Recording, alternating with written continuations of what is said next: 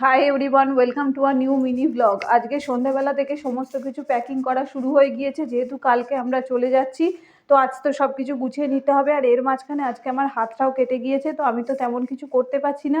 রাহুলই সব কিছু গুছিয়ে নিচ্ছে। এখানে দুটো ব্যাগ পুরোপুরি রেডি হয়ে গিয়েছে। এর মধ্যে মা আর টিনা গিয়েছিল বসিরহাটে কিছু কেনাকাটা করতে, তো এসে ওরা জামাটা পরে একটু ট্রায়াল দিচ্ছে, সেটারও ভিডিও করে নিলাম। এখানে দুজনকেই ভালো লাগছে জামাটা পরে।